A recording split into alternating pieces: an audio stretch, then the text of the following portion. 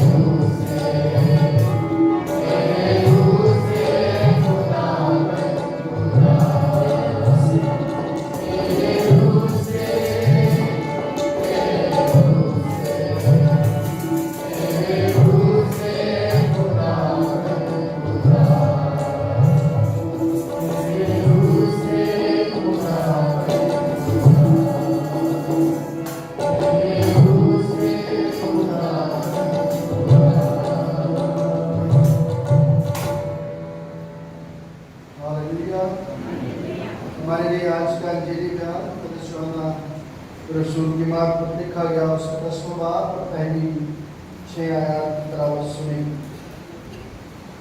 مقدس یوحنا رسول کی معرفت لکھا گیا انجیلی بیان اس کا 10واں باب اور اس کی پہلی 6 آیات کی تلاوت سنیے۔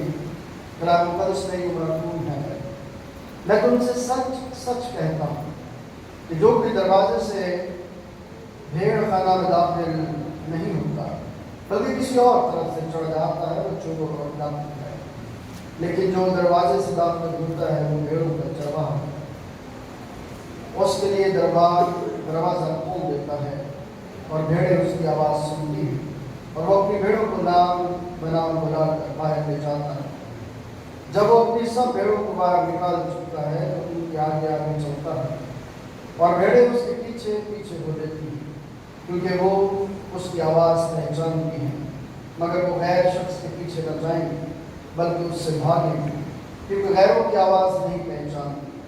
یسوع نے ان سے ایک تمثیل کہی لیکن وہ نہ سمجھے کہ یہ کیا باتیں ہیں جو ہم سے کہتا ہے۔ یہ ہمارے خدا یسوع مسیح کی انجیل ہے۔ تشریف رکھیے، آئیے اپنے سر کو جھکائیں اور خدا کے حضور میں ہم سب مل کر دعا کریں۔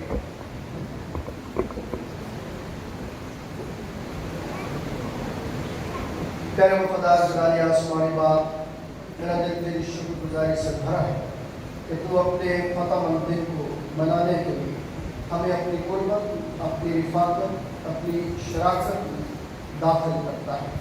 آج بھی خداوند میں اپنے لیے اپنے قربے کے لیے تیرا شکر ادا کرتا ہوں کہ خداوند ہم تیری بارگاہ میں ہیں۔ خداوند یہ تیرا فضل ہے ہم پر، اور خداوند میں حاضر جماعت کے لیے اور تمام تیرے ان بیٹوں اور بیٹیوں کے لیے، ان کی خاندانوں کے لیے تیرا شکر ادا کرتا ہوں جو تیرے دن کی خوشی کو منانے کے لیے تیری پاک جلالی مقدس بارگاہوں میں ہیں۔ اور اب جب ہم سب مل کر تیرے کلام کی آواز اور اس کی برکت کو پانا چاہتے ہیں تو خداوند ہمارے دل، ہمارے خیالات اپنی طرف لگا۔ میں اپنی ساری کمیوں، کمزوریوں، کوتاہیوں کا اقرار کرتا ہوں اور اقرار کرتا ہوں کہ میں تیرے کمانوں پر مجھ سے بڑھ کر میں کچھ نہیں ہوں۔ خداوند آج بھی مجھے اپنے جلال کے لیے استعمال فرما اور لوگوں کے لیے برکت کا وسیلہ بنا، یسوع مسیح کے نام سے آمین۔ کلام مقدس ذرا کھولیے، ایک آیت آج میں چاہتا ہوں کہ آپ میں سے کوئی پڑھے۔ یوسایا کا صحیفہ نکالیے،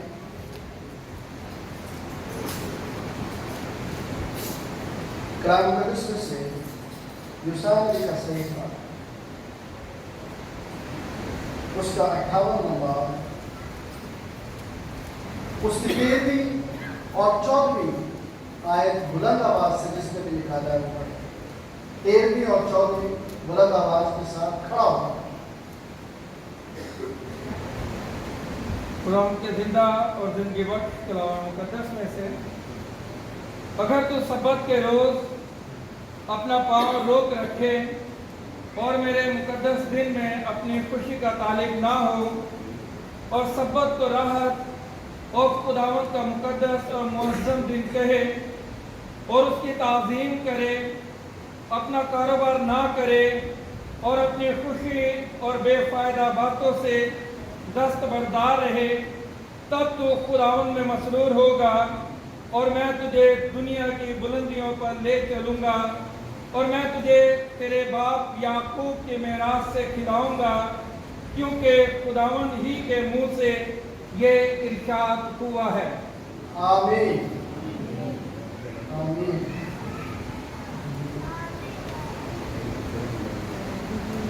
یہ آیت آپ تک تلاوت کروانے کا ایک خاص مقصد ہے، اور وہ خاص مقصد جو ہے وہ اس آیت کے ساتھ جڑا ہوا ہے جو ایمان کی کتاب اس کا 2واں باب اور اس کی 42ویں آیت میں ہم جان سکتے ہیں۔ سنیے، جو آج کی ہمارے لیے سردی آیت ہے وہ یہی، اور یہ رسولوں سے تعلیم پانے اور رفاقت رکھنے میں اور روٹی توڑنے اور دعا کرنے میں مشغول رہے۔ میں کسی پر کوئی تنقید نہیں کرنا چاہتا، لیکن افسوس ان پر جو خود بھی خدا کے گھر میں آنا نہیں چاہتے اور دوسروں کو بھی بھگا کر اپنے ساتھ خود بھی نہیں آنا چاہتے اور دوسروں کو بھی خدا کے گھر سے نکال کر اپنے ساتھ لے جاتے، پھر کہتے ہیں ہمیں برکتیں نہیں ملتی، ہم بلندیوں پر نہیں جاتے، یعقوب کی میراث سے ہمیں ملتا نہیں، ہم قرضوں میں، ہمارے گھر میں بھوک بیماری جاتی نہیں۔ کلام میں لکھا ہے کہ جب تو اپنے خدا کی عبادت کرے گا تو پھر کیا ہوگا؟ رزق کیا ہے؟ تب وہ تیری روٹی اور پانی پر ایسی دے دے گا کہ اس کے مقدس دن کی ساری برکتوں کو آپ جو ہے وہ بھلا کر بے فائدہ باتوں کی طرف اپنی زندگی کو بسر کرنا شروع کر دیں۔ سمجھتے نہیں، جانتے نہیں، یا پھر جان بوجھ کر جو ہے وہ خدا کا مقابلہ کرتے۔ یہ مقابلہ کرنے والی بات ہے۔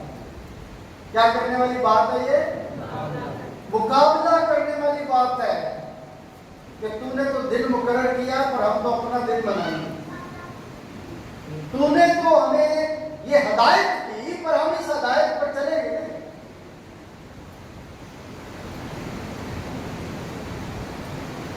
تو معاف کرنے والا معاف کر دے۔ ذرا نکالیے میرے ساتھ رومیو کا خط 6 باب، جس میں بھی نکالا جلدی سے 6 باب کی جو دوسری پہلی سے پڑھنا شروع کریں۔ رومیو کا خط جو ہے اس کا 6 باب اور اس کی پہلی آیت سے کسی نے نکالا تو ذرا پڑھ دیں۔ بس ہم کیا کہیں، کیا گناہ کرتے رہیں تاکہ فضل زیادہ ہو؟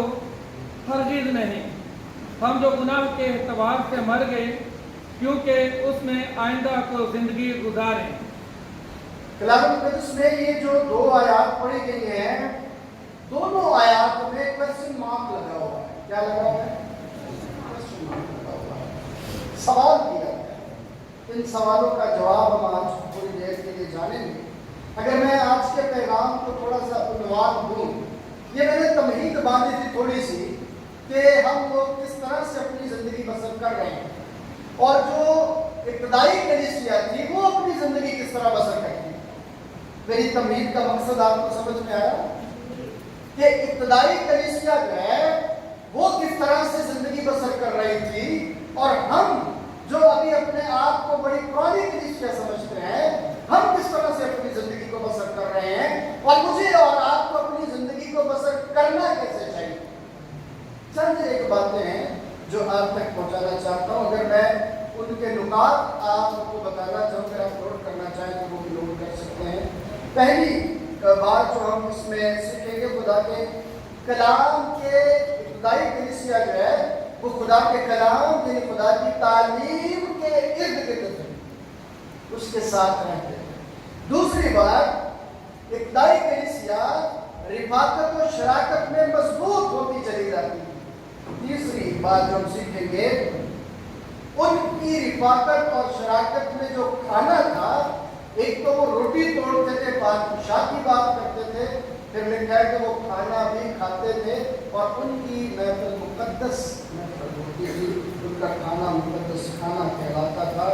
یعنی وہ اپنی زندگی میں خدا کو اپنا آپ سونپتے تھے۔ اور چوتھی زندگی جو لکھی ہوئی ہے وہ دعائیا زندگی تھی۔ دعا کرنے میں کیا رہتے تھے وہ؟ اس آیت کے تناظر میں ہم ان 4 باتوں کو اپنی زندگیوں میں سیکھنے کی کوشش کریں کہ ابتدائی جو کلیسیا تھی ان کا آگے بڑھنے کا طریقہ کار کیا تھا، اور آج کی جو کلیسیا ہے کیا وہ اس نقشے قدم پر چل رہی ہے؟ کلیسیا کے اندر اور موجودہ حالات جو چرچ و پاکستان کے ہیں وہ کہیں پر بھی ابتدائی کلیسیا کے ساتھ میچ نہیں کرتے۔ یہ 4 وہ बातें हैं जिनकी आज सख्त जरूरत है कि हम ये जान सकें। अगर मैं उनकी जो बात मैंने सीखी वहां से वो क्या थी, और आज अगर उस बात को हम अपने आप में तलाश करने की कोशिश करें तो क्या वो मिलेगी? देखिए, इस बात को अपने ज़हन में रखें। इब्तिदाई कलीसिया मैं और मेरे के चक्कर में नहीं थी। इब्तिदाई कलीसिया मैं और मेरे के चक्कर में नहीं थी। इब्तिदाई कलीसिया का जो रवैया था वो क्या था? इब्तिदाई कलीसिया इस बात पर ध्यान रखती थी कि हम और हमारे, मैं और मेरे, या फिर हम और हमारे। इब्तिदाई कलीसिया हम और हमारे के नारे के साथ आगे बढ़ने की तरक्की कर रही थी। हम इसलिए नहीं तरक्की करते, हमारे ईमान इसलिए मजबूत नहीं हो पा रहे कि हम मैं और मेरे के चक्कर में फंसे हुए। वे साहब, मैं गलत तो नहीं कह रहा कि जब हम अपनी जिंदगी में इब्तिदाई कलीसिया के किरदार को अपनी जिंदगी में महसूस नहीं करेंगे, उनके नक्शे कदम पर नहीं चलेंगे, किताब है रसूलों के नक्शे कदम अगर पढ़नी है तो जरूर पढ़िएगा, फिर आपको पता चलेगा कि रसूलों ने कैसी कुर्बानियां दी हुई हैं, किस तरह से वो आगे बढ़ रहे हैं। वो अपनी चीज नहीं कहते थे कि ये मेरी है, बल्कि वो कहते थे ये हमारी है। एक जिम्मेदारी का नारा है इसमें, हम और हमारे में एक जिम्मेदारी का नारा है, एक यूनिटी का नारा है, एक इत्तेहाद का नारा है, एक दूसरे पर भरोसे का नारा है, एक दूसरे पर एतमाद करने की बात है, ना कि एक दूसरे की अहमदुरी करने की बात है। कलाम पदस में जब हम पहली बात पर अपना ध्यान लगाते हैं, और पहली बात है कि वो खुदा के कलाम की बात करते थे, क्या लिखा हुआ है? और ये रसूलों से तालीम पाने।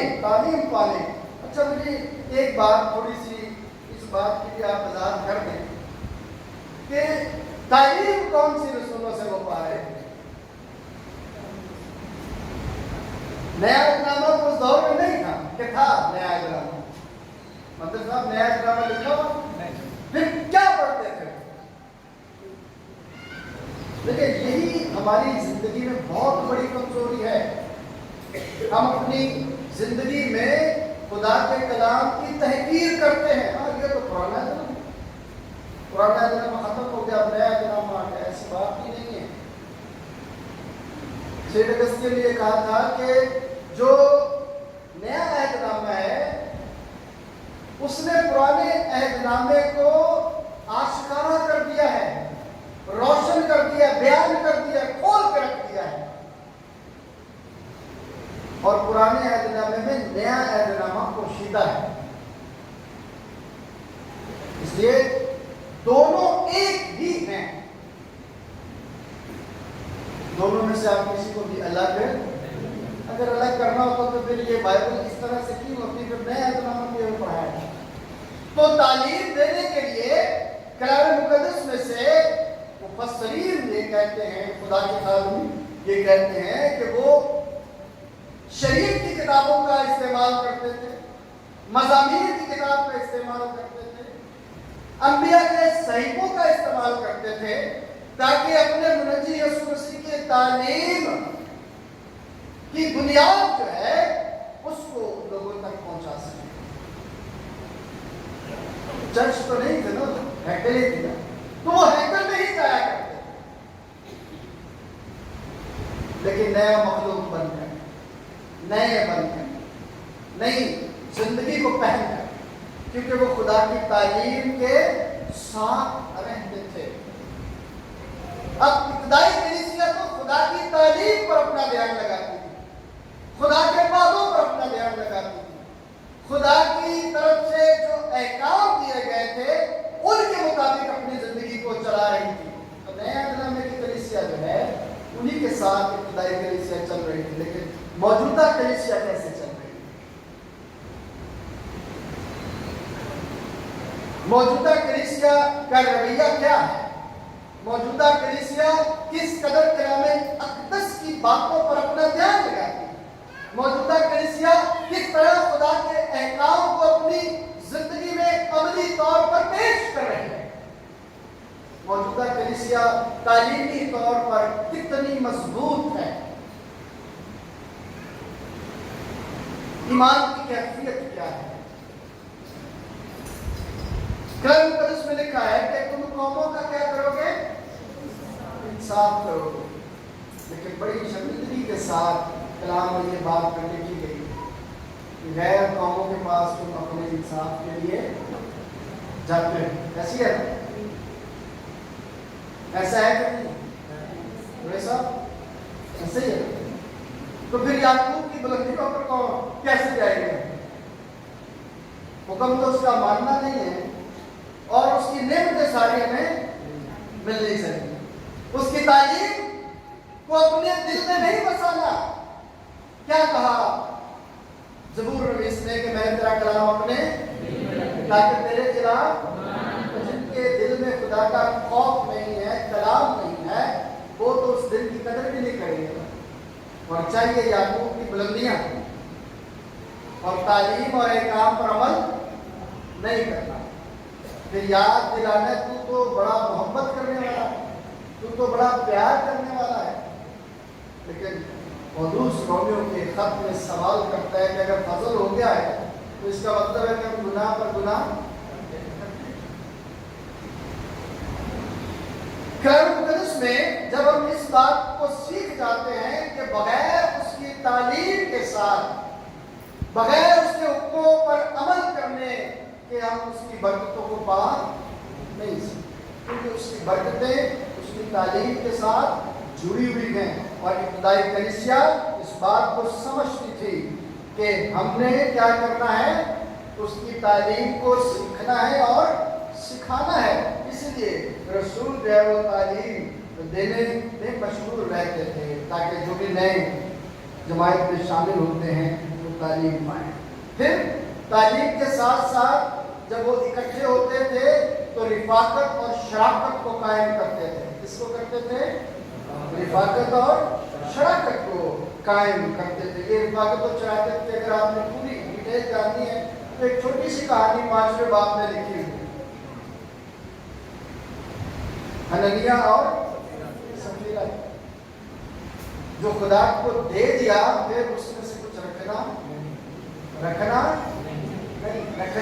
نہیں ہے۔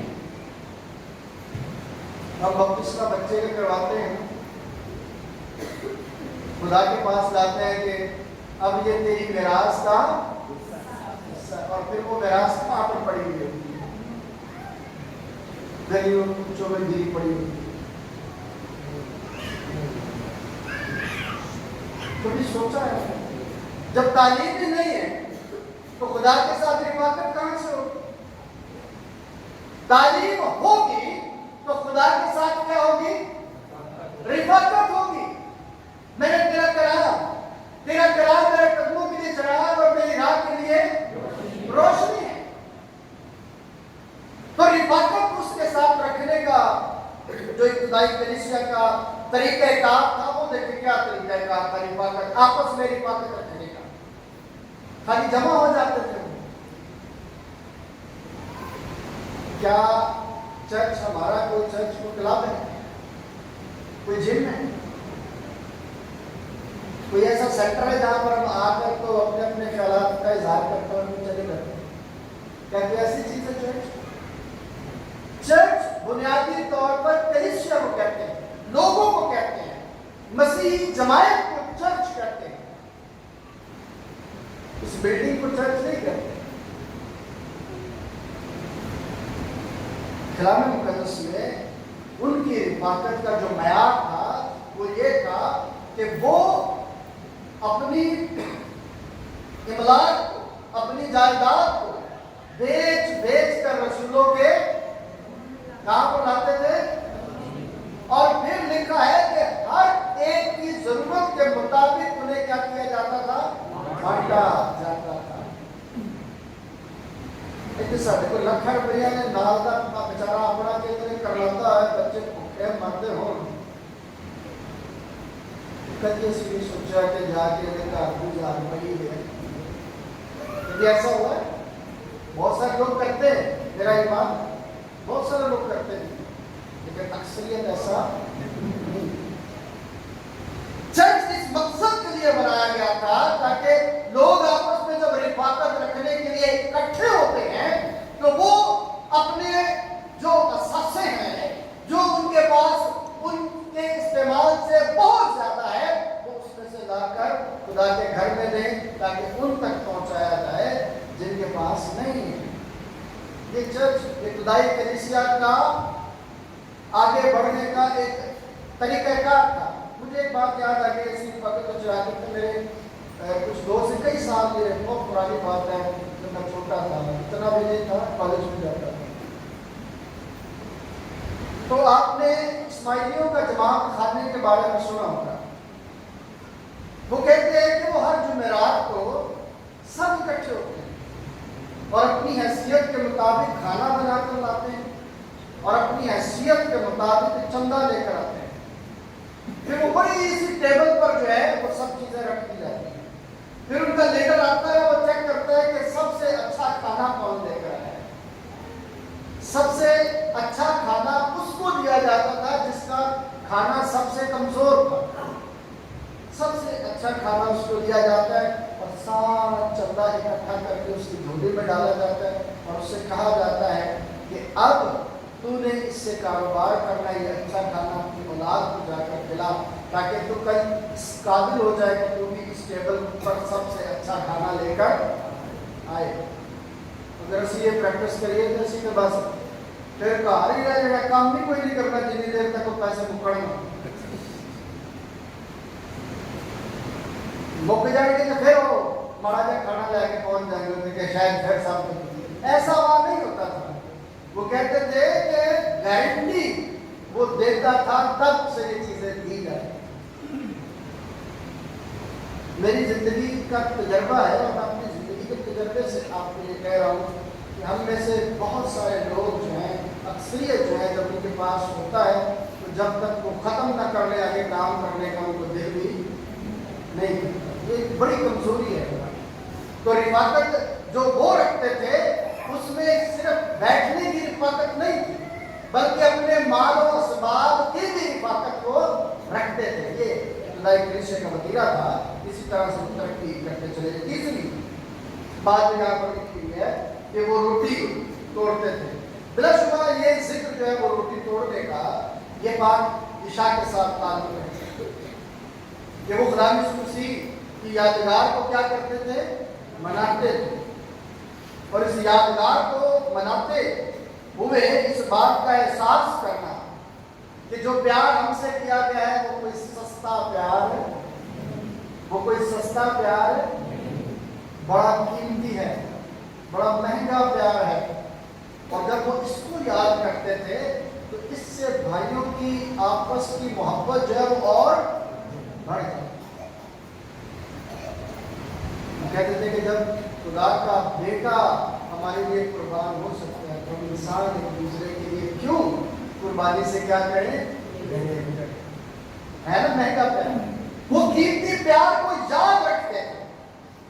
عشاء ربانی کے وسیلے سے ایسا نہیں ہے کہ آج پتا چل جائے کہ 5 شراکت ہے ٹی شرٹ پائے اندر پجامہ یا کٹنگی بات میں چلا ہے.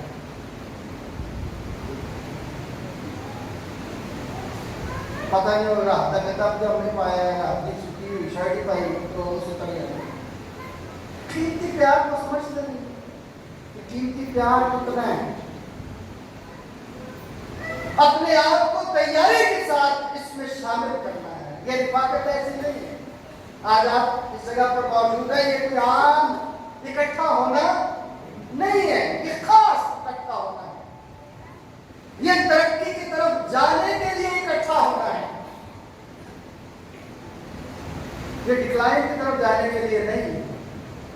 کہ آپ اکٹھے چرچ میں ہوئے ہیں تو اس کے بعد جو ہے وہ آپ نیچے ہی چلے چلتے چلے گئے.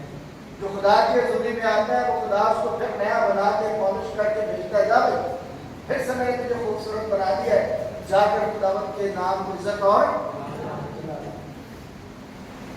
اچھا خود جو آتے ہیں ایسے ادھر ادھر سے جیسے کلام میں لگا تو ادھر سے آ گیا اب ہم سیر کرتے آ گئے. وہ آرٹیفیشل اپنے آپ کو تیار کر کے آ اور جب کلام کی بارش ہوتی ہے تو سب نیچے بیٹھ جاتا ہے تو اپنا چہرہ دیکھ کے بھاگ جاتا ہے، ٹھہر نہیں سکتے۔ یہ خدائی کلیسیا جو ہے وہ خدا کے مہنگے پیار کو جو ہے اس رفاقت میں محسوس کرتی تھی، جو وہ وقف کرتے تھے، اپنا سب کچھ کیا کرتے تھے، وقف کرتے تھے۔ مہنگا پیار فراخ دلی کا اظہار تھا۔ خدا نے کیسا اپنا دل جو ہے وہ انسانوں کے لیے بڑا دیا، وہ سب کی سے بچانے کے لیے، تاکہ بچائے جا سکے۔ یہ وہ چرچ تھا جسے ہم رول ماڈل کہتے ہیں۔ ابتدائی چرچ کیا تھا؟ رول ماڈل تھا۔ ابتدائی چرچ کے اندر یہ وہ باتیں تھی جو آج کے چرچ میں منگر صاحب کہتے ہیں نہیں ملتی۔ اکرم صاحب منگر صاحب ٹھیک کہہ رہے ہیں، اس کا مطلب ہے ساڈے دل دے کوئی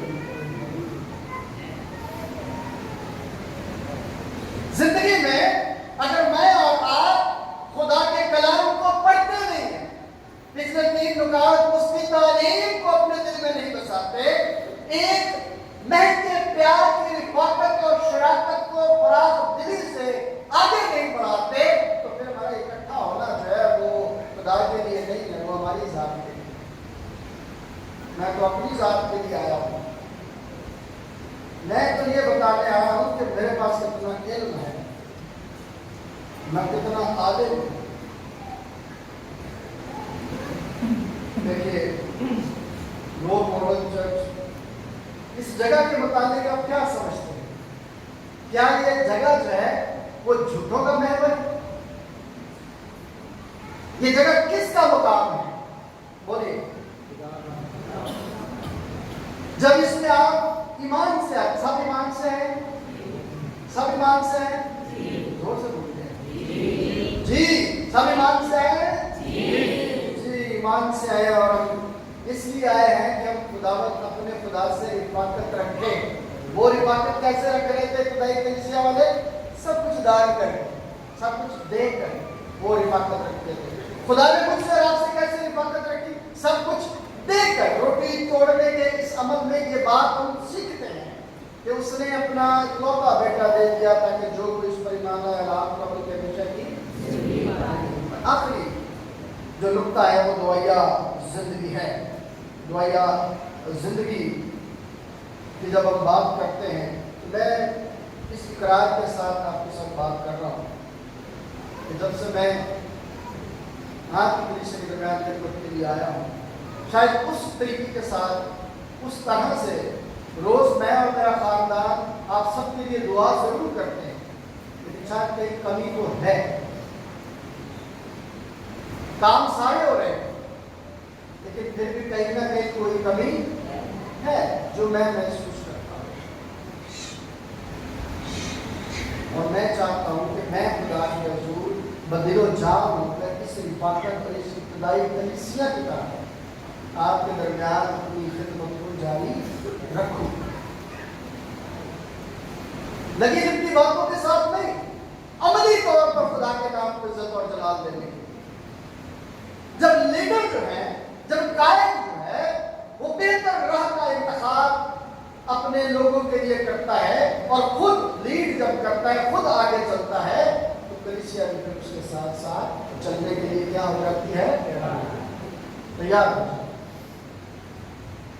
لیکن اگر لیڈر ہی بھول بھلیوں کا شکار ہو، لیڈر ہی زگ زگ بھاگ رہا ہو، تو لوگ کیسے اس کے پیچھے آئیں گے؟ کبھی نظر آ جائے گا، کبھی غائب ہو جائے گا، کبھی نظر آ جائے گا، کبھی تو لوگ وہیں کے وہیں رہ جائیں گے۔ اسی لیے موجودہ کلیسیا ترقی کی طرف گامزن نہیں ہو پا رہے، کیونکہ لیڈر کبھی نظر آتا ہے، کبھی غائب ہو جاتا ہے، کبھی نظر آتا ہے، کبھی کیوں؟ دعائیا زندگی نہیں، جن کی دعائیا زندگی ہوتی ہے، جو اپنا وقت خدا کی سپردگی میں دیتے ہیں، وہ آگے بڑھنا پسند کرتے ہیں، وہ آگے جاتے ہیں۔ ان کی زندگی میں پھر ہم اور ہمارے آ جاتے ہیں، ان کی زندگی سے میں اور میرے نکل جاتے ہیں، ہم اور ہمارے हमारे आते हैं, फिर हमारे काम जो हैं वो खुदा के जलाल के दुआया।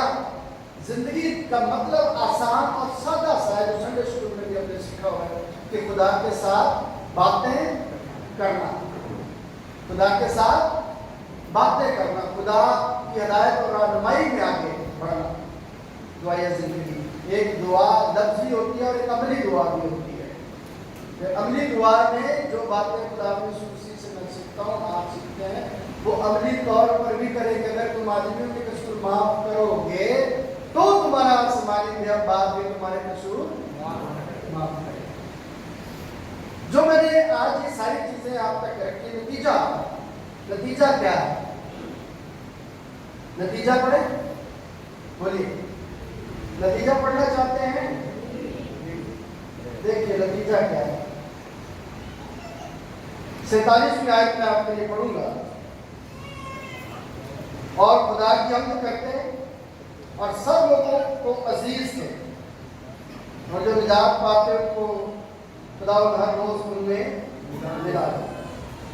क्या था कि वो खुदा का खौफ रखते थे। नतीजा क्या था? उनका इकट्ठा होना, इबादत रखना, खुदा के कलाम को सुनना, उस पर अमल करना, रोटी तोड़ना, दुआ में मशगूल रहने का नतीजा क्या था? कि खौफे खुदा में लिखने का तो जरूरत तो आपको नहीं बनाते, ठीक है। खौफे खुदा तालीम दी जिंदगी में, पहली बात नतीजे के तौर पर, और दूसरी बात वो लोगों में अजीज थे, मकबूल थे, लोग उन्हें पसंद करते थे, क्योंकि वो ईमान में क्या थे? मजबूत। आज इस आउटपुट को देखें कि ये आउटपुट हमारी जिंदगियों में है क्या? मैं और आप इब्तिदाई कलीसिया के इस किरदार को, जो 42वीं आयत के तनाजुर में 4 बातों के वसीले से मैंने आप तक पहुंचाया, आज की मौजूदा कलीसिया में ये बातें मौजूद हैं, आप में ये बातें मौजूद हैं, मुझ में ये बातें मौजूद हैं। और अगर हम ईमान से इस बात को समझ चुके हैं कि हम कमजोर हैं, तो आइए अपनी सर को झुकाएं, उससे दुआ करें, खुदा मेरी कमजोरी को दूर कर। मैं चाहता हूँ कि मैं तेरे साथ चलूं, मैं चाहता हूँ कि मैं तेरी बरकतों में आगे बढ़ूं, मैं चाहता हूँ कि तेरी बरकतें मेरे साथ साथ रहें। आइए अपने सर को झुकाएं और दुआ करें। खुदा उसके नाम के वसीले से मुझे और आप सबको बरकत बख्शे, आमीन। तेरे बाप, मैं तेरा शुक्र करता हूँ तेरी ज़िंदगी बख्श कराने के लिए, और दुआ हूँ कि मुझ समेत मेरे ख़ानदान को और खुदा कलीसिया की बड़ी बरकत के साथ इस कलाम के मुताबिक ज़िंदगी बसर करने का फज़ल दें, ताकि खुदा हम, मैं और मेरे के इस खुदावंद स्लोगन से निकल कर हम और हमारे में दाखिल हो, और हम सब तरक्की और ईमान में मजबूत होकर तेरे नाम को जलाल दें। यीशु मसीह के